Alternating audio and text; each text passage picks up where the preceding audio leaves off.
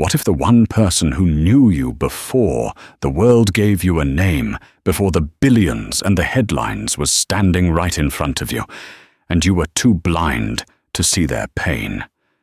This isn't a fairy tale. This is the story of Ethan Sterling, a man who could buy cities but couldn't buy back time, and Chloe Evans, a woman whose dreams were filed away with unpaid bills. Their paths diverged 20 years ago, one leading to a penthouse, the other to a dead-end diner. But tonight, in a place smelling of burnt coffee and shattered hopes, their worlds are about to collide. And a single whispered name will unleash a torrent of secrets, betrayals, and a debt that no amount of money can ever repay. The rain fell on New York City with a relentless percussive rhythm, each drop a tiny hammer against the panoramic windows of Ethan Sterling's penthouse. From the 85th floor, the city was a glittering tapestry of muted lights, a kingdom he had in many ways conquered. His company, Ether Analytics, was the silent engine behind half the world's logistical operations. His face, sharp-featured and perpetually serious, graced magazine covers. His net worth was a number with so many commas it looked like a glitch. Yet tonight, the silence in the sprawling apartment was louder than the storm outside. He loosened his Brioni tie, the silk a suffocating reminder of another 14-hour day of acquisitions projections and sterile boardroom battles. He was 38, but felt a century older. The people in his life were orbits circling the gravitational pull of his wealth. They were partners, employees, investors, and women who saw a future in his portfolio, not his eyes. He missed the feeling of being just Ethan, the kid from Queens who sketched rocket ship designs on diner napkins. On a whim driven by a gnawing emptiness he couldn't name, he bypassed his private chef, shrugged on a simple black coat over his $1,000 shirt, and took the private elevator down to the rain-slicked streets. He told his driver to take the night off. He wanted to walk. He wanted to feel the city, not just own a piece of it. He walked for an hour, aimless, the cold rain seeping into his collar. He found himself in a neighborhood that time had forgotten, a gritty corner of the city where neon signs flickered with a desperate buzz. His eyes landed on a place called the North Star Diner. It was an anachronism, a relic of stainless steel and faded red vinyl. It smelled of fried onions and old coffee. It was perfect. He slid into a booth, the vinyl cracked beneath him. The place was mostly empty, save for a couple of tired-looking truckers and an old man nursing a cup of tea. A waitress emerged from the kitchen, her back to him. She moved with an economy of motion that spoke of bone-deep weariness. She was wiping down the counter, her shoulders slumped. "Be with you in a sec, Hon," she called out, her voice raspy, tired. Ethan nodded, even though she couldn't see him. He picked up the plastic-coated menu, the corners soft with age. He wasn't hungry, but he felt a strange sense of peace in the diner's gentle decay. It felt real. The waitress turned a coffee pot in her hand and walked towards his booth. Her hair was pulled back in a messy ponytail with stray strands clinging to her temples. Her uniform, a pale blue dress with a white apron, was clean, but worn. Her face was pale, and there were faint, dark circles under her eyes. But it was her eyes, a startling, intelligent green. Eyes he knew. Time seemed to stutter, to rewind 20 years in a single gut-wrenching lurch. The noise of the diner faded into a dull roar. He saw those same green eyes, laughing across a chemistry lab bench, squinting in concentration over a calculus problem, and shining with unshed tears on graduation day. Chloe. He whispered the name, an alien sound on his tongue after so long. The waitress flinched, her hand tightening on the coffee pot. She looked at him, really looked at him for the first time. Her eyes widened, a flicker of disbelief, then a wave of something else, a complex, painful mix of shock and profound embarrassment. The professional weary mask she wore shattered, revealing the girl he once knew, now trapped in the face of a tired woman. Ethan Chloe Evans, his high school best friend, the girl who was going to be a celebrated astrophysicist, the co-captain of his academic decathlon team, looked at him from across the table. Ethan Sterling. She placed the coffee pot down on the table, with a clatter, her hand trembling slightly. A deep, mortifying blush crept up her neck, staining her cheeks. She straightened her apron, a futile gesture of composure. "Coffee?" she asked, her voice, now clipped and formal, stripped of any recognition, any warmth. It was the voice of a waitress to a customer, a stranger. For Ethan Sterling, the man who had everything, that single cold word was the cruelest sound he had ever heard. He had found his ghost, and she was pretending not to know him. The silence that stretched between them was heavier than any boardroom negotiation. It was thick with unspoken questions and the deafening weight of 2 decades. Ethan watched as Chloe poured his coffee, her movements stiff and mechanical. She wouldn't meet his eye. "Chloe, it's really you," he said, his voice softer than he intended. "Yes, it is," she replied, placing the cup down. Her focus was entirely on the task, as if ensuring the cup was perfectly centered on its saucer was the most important job in the world. "Will you be having anything to eat?" The stark professionalism was a wall, and he didn't know how to breach it. This was the girl with whom he had buried a time capsule behind the bleachers filled with their wildest dreams. His note had been a scrawled plan to build a software company that would change the world. Hers was a detailed proposal for a mission to Europa, complete with meticulously drawn schematics. She was the one who had proofread his scholarship essay to Stanford. He was the one who had helped her cram for the physics exam that won her a full ride to Columbia. I don't understand," he stammered, feeling utterly powerless for the first time in years. "Columbia, your scholarship. What happened?" A shadow passed over her face. A muscle in her jaw tightened. "Life happened, Ethan. People take different paths. Now, if you're not going to order, I have other tables." She turned to leave, but he couldn't let her. "No, wait, please." She stopped her back, still to him. He could see the tension in her shoulders. "Just talk to me for a minute," he pleaded. "After my shift," she said, her voice barely a whisper. "I get off at 2. He looked at the clock on the wall. It was just past 10 p.m. "I'll wait." She gave a small, almost imperceptible nod and walked away. For the next 4 hours, Ethan sat in the booth nursing the same cup of coffee, which Chloe's co-worker, a cheerful woman named Jessica, refilled for him. He watched Chloe work. He saw the way she forced a smile for difficult customers, the way she rubbed her lower back when she thought no one was looking, the quiet dignity with which she wiped down a table where a child had smeared ketchup. This wasn't just a job. It was a grueling marathon of survival, and every efficient, weary movement was a dagger in his heart. At 2 a.m, the diner was empty. The owner, a kindly old man named Mr. Henderson, locked the front door. Chloe finally approached his table, her apron gone, a threadbare jacket clutched in her hands. "Okay," she said, her voice flat. "You waited." They walked out into the now quiet city. The rain had softened to a fine drizzle. "I tried to find you, you know," he began, his voice echoing in the deserted street. "After my first year at Stanford, I came back. Your house was sold. Your number was disconnected. It was like you vanished." She stared straight ahead at the shimmering pavement. "We had to move. My dad, he got sick, really sick, a rare neurological disorder.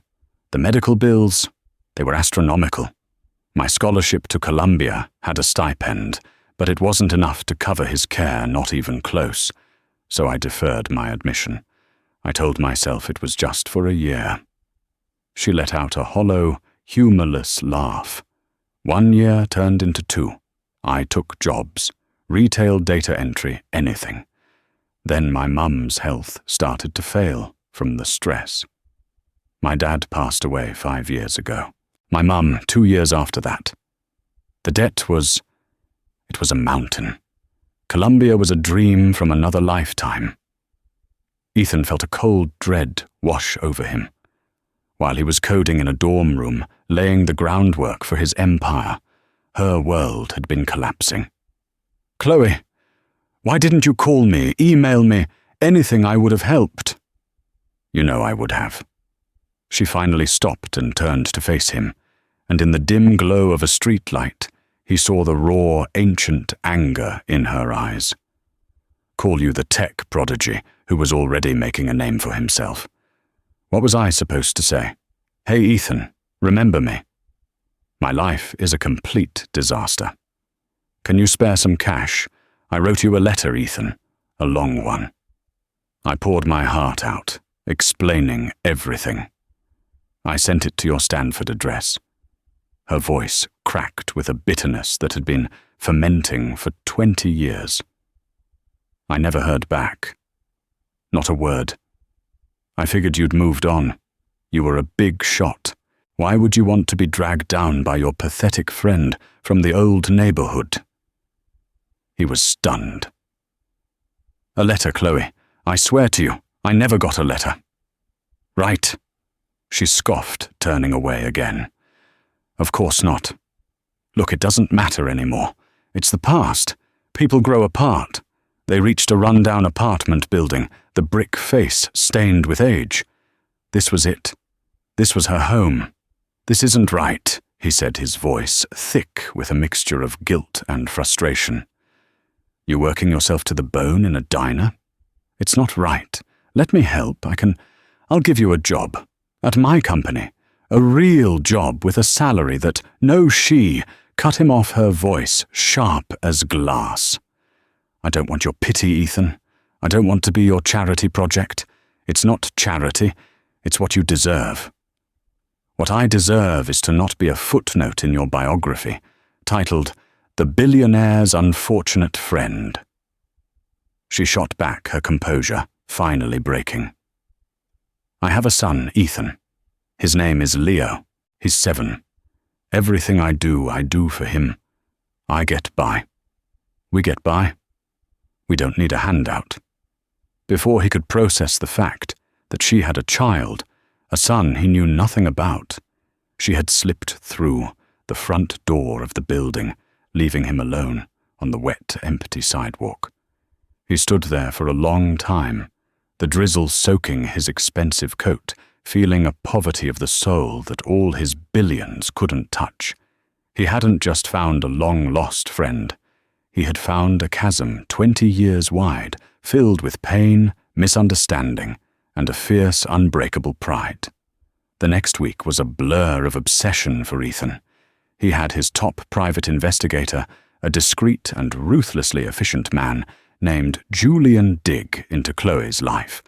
The report that landed on his desk was a bleak, concise summary of a life lived on the edge. It detailed the mountain of medical debt her parents had left behind, the second mortgage on a small house they'd lost, and Chloe's subsequent string of low-paying jobs. It confirmed the existence of her son, Leo Evans, a bright kid in a struggling public school. There was no father listed on the birth certificate. She had done it all on her own. The report also contained a detail that made Ethan's blood run cold: the diner where Chloe worked. The North Star was owned by a holding company that was on the verge of bankruptcy. The owner, Mr. Henderson, was being forced to sell.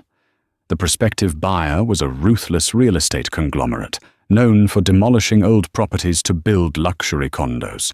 The diner was scheduled to be closed permanently in less than a month. Chloe was about to lose the one thing that was keeping her afloat. Armed with this information, Ethan knew a direct offer of cash would be rejected again. He had to be smarter. He arranged a meeting, calling the diner and leaving a message with Jessica. He asked Chloe to meet him at a small neutral park near her apartment. She arrived looking guarded, her jacket pulled tight against the autumn chill. "I'm not going to take your money, Ethan," she said, before he could even speak. "I know," he said calmly. "This isn't about that.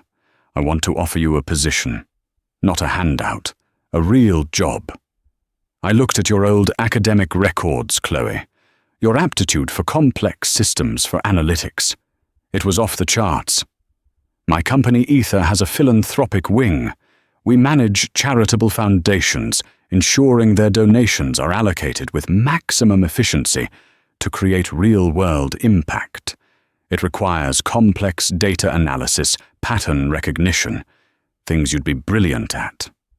The director of that division is looking for a project manager.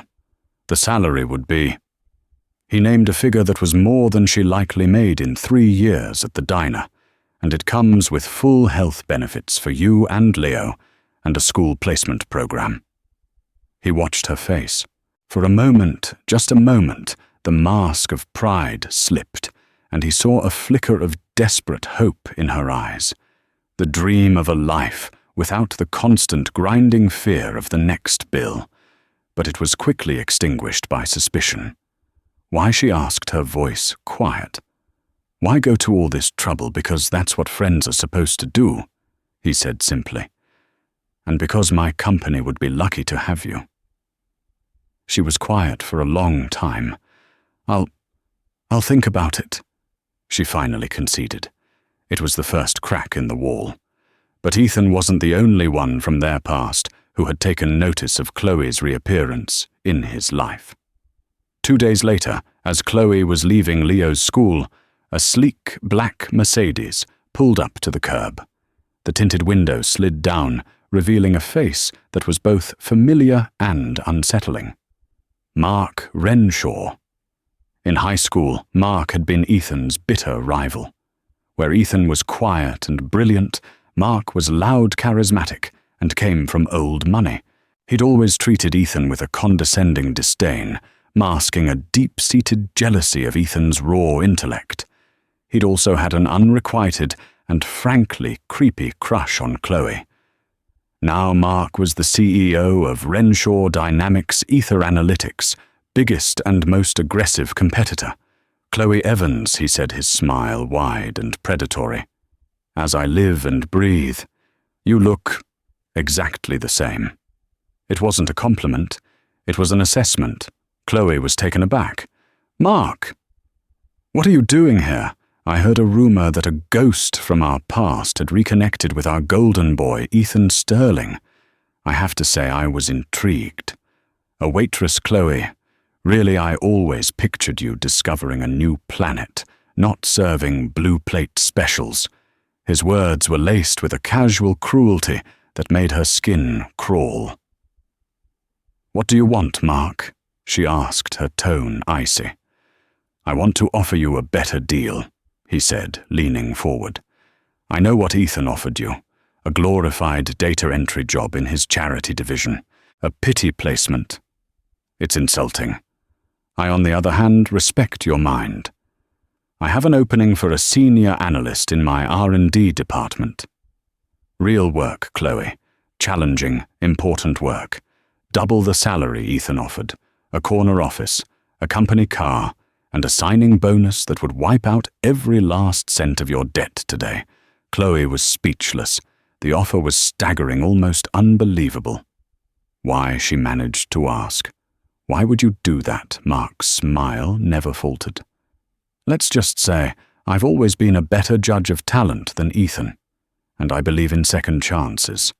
Plus, it would be deeply, deeply satisfying to poach the one person he's so desperate to save right from under his nose." He handed her a business card. "Think about it, Chloe. One offer is a gilded cage of pity. The other is a throne. Your choice." The Mercedes purred away, leaving Chloe on the sidewalk, her heart pounding. She looked at Mark's card in one hand, and she thought of Ethan's earnest, guilty face. One man offered her a lifeline. The other offered her a kingdom. That night, she got a call from Mr. Henderson. His voice was broken. The sale had gone through. The North Star Diner would be closing in 2 weeks. Her lifeline had just been cut. Suddenly, Mark Renshaw's devil's bargain didn't seem like a bargain at all. It seemed like the only way out. Chloe accepted Mark's offer. The decision tore her apart, a toxic mix of pragmatism and defiance. When she called Ethan to tell him, the disappointment in his voice was a physical blow. Mark Renshaw. Ethan's voice was tight with disbelief and anger over the phone. Chloe, you can't be serious. He's a snake. He doesn't do anything unless it benefits him in the most cynical way possible. He's offering me a chance to stand on my own 2 feet, Ethan. She retorted the words, tasting like ash. He's not offering me a handout because he feels guilty. He's offering me a position based on my potential. He's using you. Can't you see that he's doing this to get to me? Maybe you should stop thinking everything is about you. She snapped, the injustice of her situation boiling over. For 20 years, I've been invisible. Now 2 billionaires are fighting over me like I'm some kind of prize to be won. This is my decision. It's about me and my son. I'm taking the job, Ethan. Please respect that. She hung up before he could reply, her hand shaking. The first week at Renshaw Dynamics was a dizzying dream. The signing bonus appeared in her bank account, a number so large it seemed unreal. She paid off every outstanding debt with a few clicks, a liberating act that almost made her cry. She moved out of her cramped apartment and into a bright, spacious corporate condo paid for by the company. Leo was enrolled in a prestigious private school, his eyes wide with wonder at the science labs and art studios. Mark was the picture of a supportive boss. He gave her a tour of the gleaming state-of-the-art office, introduced her to the team, and gave her a project that was genuinely challenging, analyzing market trend data to predict future investment opportunities in green technology. It was exactly the kind of work her mind craved.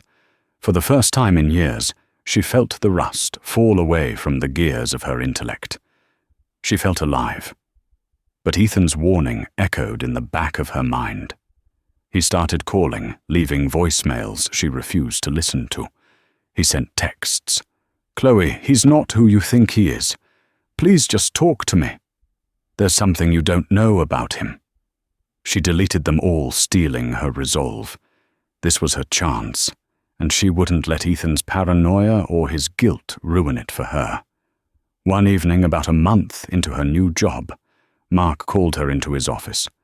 The sky outside was a bruised purple, and the city lights were beginning to twinkle. "Chloe, you're doing fantastic work," he said, gesturing for her to sit. "Even better than I'd hoped. I knew you had it in you. Thank you, Mark. I'm enjoying the challenge." "Good, because I have a new project for you. A very important one." He slid a file across his polished mahogany desk. It was thin, marked, confidential. Ether Analytics is about to launch a new predictive algorithm codenamed Project Cassandra. It's rumored to be a game changer, capable of forecasting market shifts with 98% accuracy. It would make them untouchable. He leaned forward, his eyes gleaming with a familiar, hungry light. "We need to know what it is, how it works. Your analytical skills are perfect for this. I need you to build a competitive analysis model. But to do that, you'll need raw data." He opened his laptop and turned it towards her. On the screen was a login portal. "This is a back-end access portal to Ether's development server. We acquired it through a third party.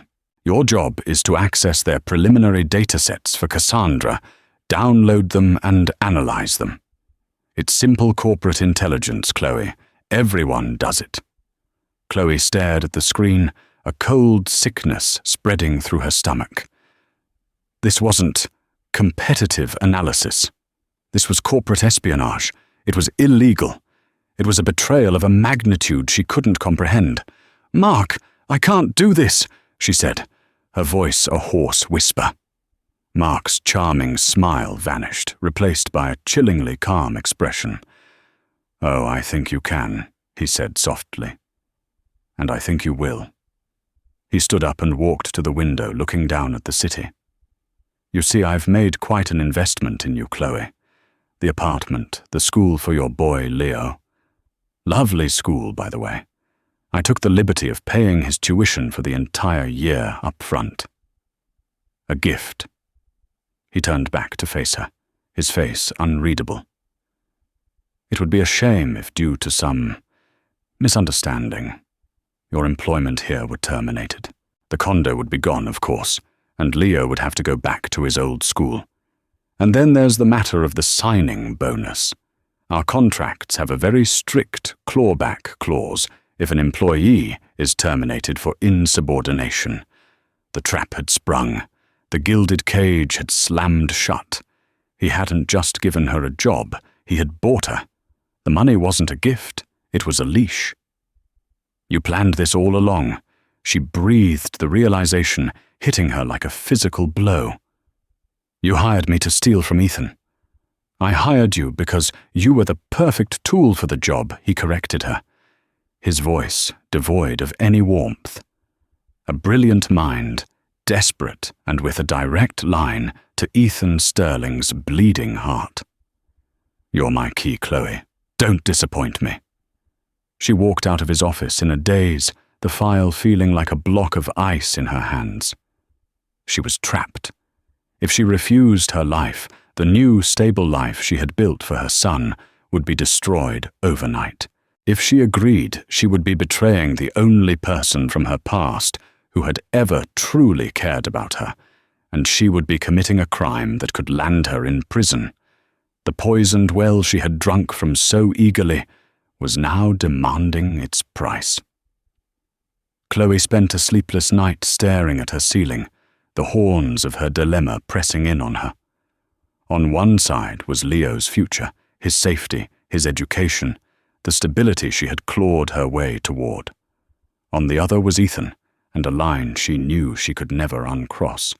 The thought of using her mind, the one thing she had left that was truly hers, to commit a crime against him, felt like a profound violation. The next morning she went to Mark's office, her decision made. "I won't do it," she said, her voice shaking but firm. She placed the confidential file on his desk. "Find someone else. Fire me if you have to."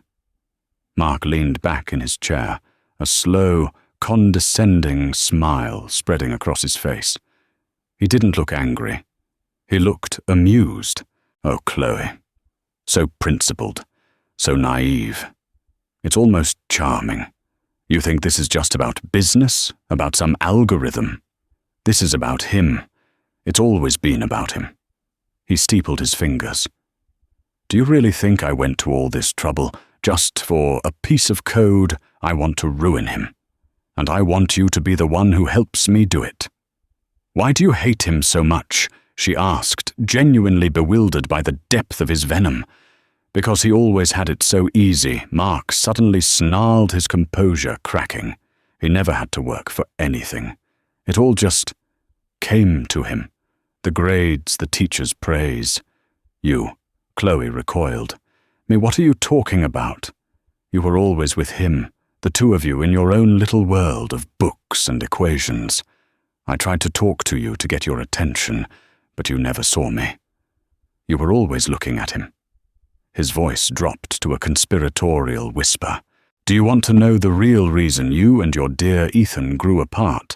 It wasn't just because life happened. He swiveled in his chair and opened a drawer in his credenza. He pulled out an old, yellowed envelope and tossed it onto the desk. Chloe's eyes widened. She recognized the handwriting instantly. It was her own, and the postmark was from 20 years ago, the letter she whispered, her blood turning to ice. I was visiting a friend at Stanford that summer, Mark said, his voice dripping with triumphant malice. I saw it in the mail pile for his dorm, your name on the return address. I knew what it was, a desperate plea. I took it. I read every pathetic word, and I never delivered it. The room seemed to tilt. The air grew thin. The misunderstanding that had poisoned her feelings for Ethan for 2 decades, the silence she had interpreted as abandonment and arrogance, it was all a lie. A calculated, cruel act of sabotage. You see, Mark continued enjoying her shock. I knew that without you as his moral compass, he'd just become another rich jerk. And I knew that without him your life would, well, he gestured around at the opulent office. It took a little longer than I expected, but it all worked out, didn't it? Here you are working for me. So you're going to do this for me, Chloe. You're going to get me that data. Because if you don't, I won't just fire you. I'll make sure this letter finds its way to the press. A touching story about how the great Ethan Sterling abandoned his destitute childhood friend in her hour of need. I'll ruin his reputation. I'll create a scandal that will rock his company to its foundations. He'll never know I was the one who took the letter. He'll only know that you were the one who helped me bury him. It was the checkmate. He had twisted his past treachery into a new, even more potent weapon. If she refused, he would use her own words, her own pain to destroy Ethan. Her silence for all these years would be painted as proof of his neglect. He would be savaged in the public eye, and it would be her fault. Her choice was no longer just about her and Leo. It was about who she was going to let Mark destroy Ethan's future or her own soul. She picked up the file from his desk, her hands numb. "I'll do it," she said, her voice hollow. She walked back to her office, closed the door, and for the first time in years, she broke down, sobbing, with a grief so profound it felt like it would tear her in two. A grief for the friendship she had lost, for the man she had wrongly resented, and for the impossible choice she now had to make. But as the tears subsided, something else took their place, a cold, hard rage. Mark thought he had her cornered. He thought she was just a pawn. He had forgotten one crucial thing. He had forgotten just how smart she was. She looked at the laptop, the portal to Ether's server.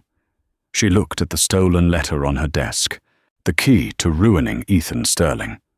And in that moment, Chloe Evans, the waitress, the single mother, the victim, began to formulate a plan. A plan not to steal from Ethan, but to burn Mark Renshaw's entire world to the ground. The next day, Chloe walked into Renshaw Dynamics with a newfound, albeit terrifying, resolve. She played her part perfectly. She sat at her desk, her expression a mask of defeated compliance. She logged into the portal Mark had given her, her fingers flying across the keyboard. To any observer, she was the reluctant corporate spy doing her master's bidding. But she wasn't downloading Ether's data. She was uploading something of her own. Chloe knew she couldn't outmaneuver Mark in the world of corporate backstabbing and blackmail, but she could beat him in her own arena data and logic. While she appeared to be accessing the Project Cassandra files, she was actually executing a complex diagnostic script she had written the night before. It was a digital Trojan horse. It wasn't a virus designed to destroy. It was a silent, invisible tracer designed to map the network it was on, identify the origin of the illegal portal, and most importantly, create an indelible time-stamped log of every single action Mark took. She spent 2 days meticulously building her case. She copied small, non-critical, and ultimately useless data packets from Ether's server, enough to make it look like she was doing what Mark asked. She presented these preliminary findings to him in a carefully crafted report filled with impressive-looking but ultimately meaningless jargon. Mark was ecstatic. I knew you could do it. He gloated, blind to the trap being laid. You're a natural at this, Chloe. Keep digging. I want the core algorithm by the end of the week. With Mark placated, Chloe took the biggest risk of her life. She used a burner phone to call the one person she knew she had to trust. Ethan, she said, her voice low and urgent when he picked up. Don't say anything. Just listen. I know about the letter. I know what Mark did. There was a sharp intake of breath on the other end of the line. We need to meet, she continued. Somewhere no one would ever look for either of us. Somewhere public but anonymous. She thought for a moment, a memory from their shared past surfacing. The astronomy section of the New York Public Library. The main branch. Tomorrow. 3 p.m., come alone. She hung up before he could respond. The next day, standing amidst the towering shelves of books about constellations and galaxies, Chloe felt a strange sense of coming home. This was the world she had once dreamed of inhabiting. She saw Ethan approach his face, a storm of confusion, hurt, and concern. He looked older than he had a few weeks ago. Without a word, she handed him a slim USB drive. What is this? He asked. It's everything she said. Mark hired me to steal data on Project Cassandra. He gave me a backdoor portal to your servers. This drive contains a full diagnostic of that portal, tracing it back to a shell corporation owned by him. It also has encrypted recordings of my conversations with him, including his confession about taking my letter and his threats against you and my son. He thinks I'm his pawn. He has no idea I've been building a federal case against him for corporate espionage and extortion for the past 48 hours. Ethan stared at her dumbfounded. The weary waitress from the diner was gone. In her place was a brilliant strategic woman with fire in her eyes, the Chloe he remembered from high school. Chloe, why he finally managed to say. After everything, why not just let him ruin me? I let you down. I wasn't there for you. You didn't let me down, Ethan? She said, her voice softening. He did. He stole our friendship. He built a wall between us with a lie, and we both spent 20 years on opposite sides of it. I'm not doing this for you, not really. I'm doing this for us. For the two kids who buried a time capsule and promised to have each other's backs. He doesn't get to win. He doesn't get to take anything else from us. For the first time, she handed him the original yellowed letter Mark had thrown on his desk. He opened it with trembling fingers and began to read. As he read Chloe's words from 2 decades ago, words of fear, of loss, of a desperate young woman watching her world crumble, his carefully constructed composure finally broke. A single tear traced a path down his cheek. He looked up from the letter, his eyes shining with 20 years of unexpressed grief and regret. I would have come, he whispered, his voice thick with emotion. The second I read this, I would have been on the next flight. I would have moved heaven and earth for you, Chloe. I swear it. I know, she said, and for the first time she believed it. Now let's make him pay for it. In the quiet sanctuary of the library, surrounded by the silent stories of the stars, Ethan Sterling and Chloe Evans, Billionaire, and Waitress finally began to work together again. Not as a savior and a victim, but as partners. A team, just like they were always supposed to be. The quiet of the astronomy section was a world away from the cold corporate battlefield where Chloe now stood. Handing the USB drive to Ethan felt like passing a lit fuse. He took it, his knuckles white, his gaze locked on hers, the weight of 20 lost years of a friendship, sabotaged by a venomous lie, hung in the air between them. For a moment, he didn't look like a billionaire titan of industry. He looked like the boy she used to know, blindsided by a betrayal so deep it had reshaped their entire adult lives. He confessed all of it. Ethan's voice was a low growl, a controlled fury that was more terrifying than any shouting. All of it, Chloe confirmed. The letter, the threats against you, the plan to use me to ruin your company. It's all on there, Ethan. He was so arrogant, so sure he had me trapped, that he never once considered I might be anything more than a desperate woman he could manipulate. He closed his eyes for a second, processing the sheer malice of it. The day after you told me you were taking his offer, I had Julian, my investigator, run a deep background check on Mark. His business history is littered with hostile takeovers, lawsuits, and whispers of unethical practices. But this is personal. He didn't just compete with me, Chloe. He stole my past. He stole our past. He opened his eyes, and the hurt was replaced by a cold, diamond-hard resolve. He wanted a war. He's about to get one he can never win.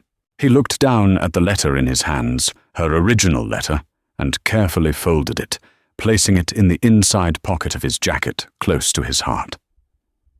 Thank you for trusting me. I'm sorry it took me so long, she whispered. Don't be, he said, his voice softening. You survived. You protected your son. You did what you had to do. Now it's our turn to do what's right. The plan they formulated was not one of brute force, but of surgical precision.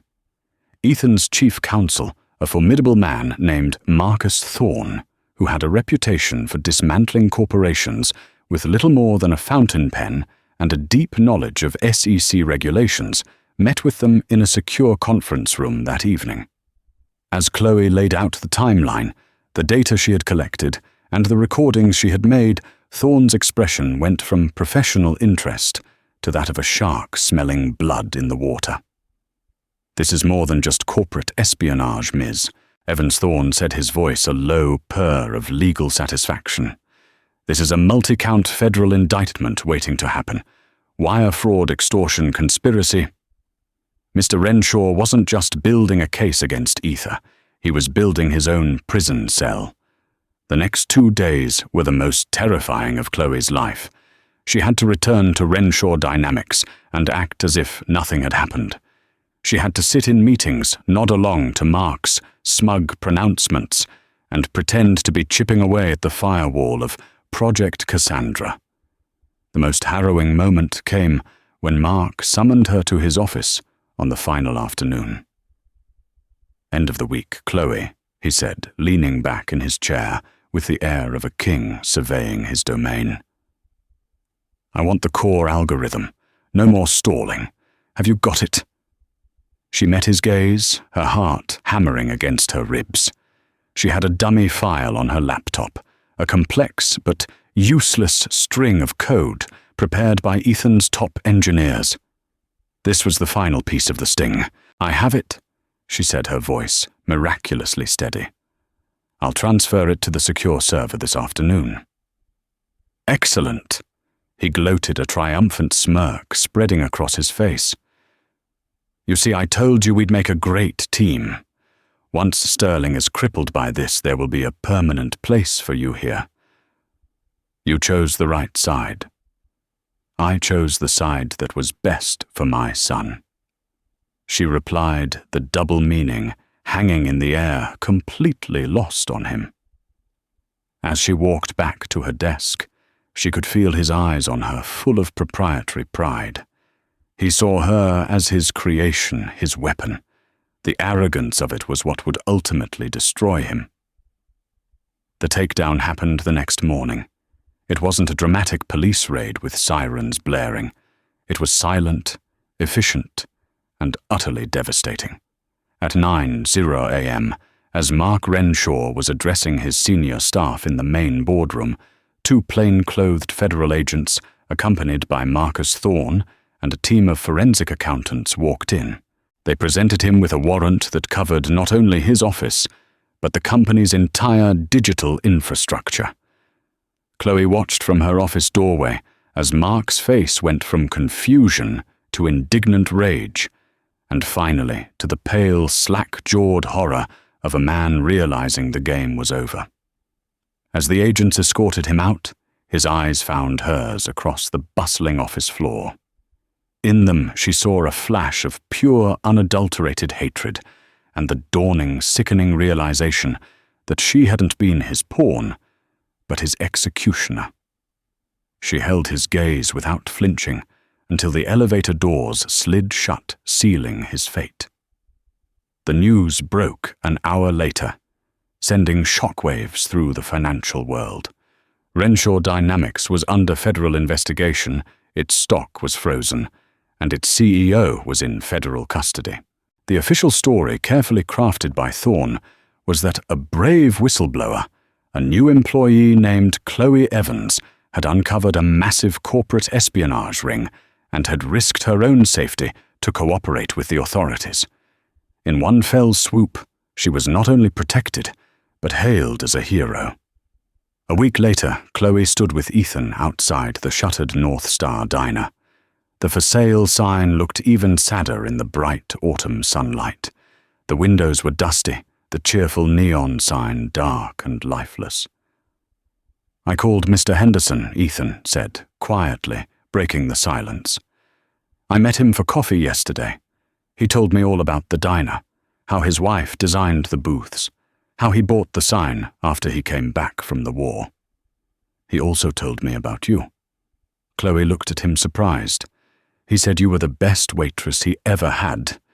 Ethan continued, a warm smile touching his lips. "But that you were always meant for more. He said you were the soul of the place. He cried when he told me he had to sell it." He paused, then turned to her.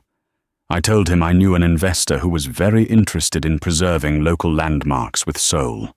I made him an offer. Not just for the diner, but enough for him and his wife to retire comfortably in Florida like they always wanted. He accepted. He handed her a thick legal folio, the same gesture as in the imagined scenarios of her past. But this time, it felt different. Grounded. Real. "I don't want to be an employee." "Ethan," she started, her old pride flaring instinctively. "I know," he said, cutting her off gently. "That's why this isn't a job offer." She opened the folio. The documents inside were not an employment contract. They were articles of incorporation for a new charitable foundation, the North Star Center. The mission statement was to provide educational grants, vocational training, and financial support for families in crisis within the community. The property of the diner was its first official asset, and listed as the foundation's founder, president, and CEO was the name Chloe Evans.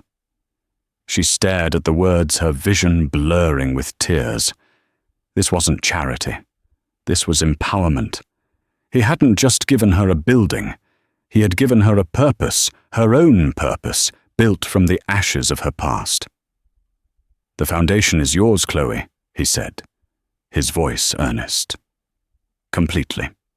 I've endowed it with enough initial capital to run for the next 10 years without a single other donation. My role, if you'll have me, is simply to be an advisor on the board, a silent partner. You have complete autonomy. You build it. You run it. You decide how best to help people. You were always the one who was better at that." "Ethan, I don't know what to say." "Don't say anything," he said. "Just do what you were always meant to do. Build something that matters." The months that followed were a whirlwind of joyous, exhausting work. Chloe threw herself into the project, her brilliant mind finally unleashed on problems she cared deeply about. She oversaw the renovations, transforming the Greasy Spoon into a bright, welcoming space with a community cafe, classrooms, and private counseling offices.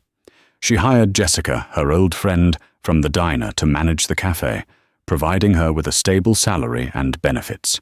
She partnered with local schools and social workers to identify families in need. She was no longer just surviving. She was thriving, creating a legacy of hope. One crisp Saturday afternoon, with the North Star Center set to open the following week, Ethan drove her back to their old stomping grounds, Northgate High School. The place was both the same and completely different, smaller than they remembered, haunted by the ghosts of their younger selves. Armed with 2 shovels from his car, they walked to the worn patch of grass behind the bleachers. As they dug, the easy rhythm of their shared task felt familiar, comfortable. They didn't need to speak much. The silence was filled with a shared history that was finally being reclaimed. After a few minutes, a shovel hit something with a dull clang. It was the metal box, rusted but intact. They sat on the bleachers, the autumn sun warm on their faces, and opened their time capsule. The contents were poignant relics of forgotten dreams.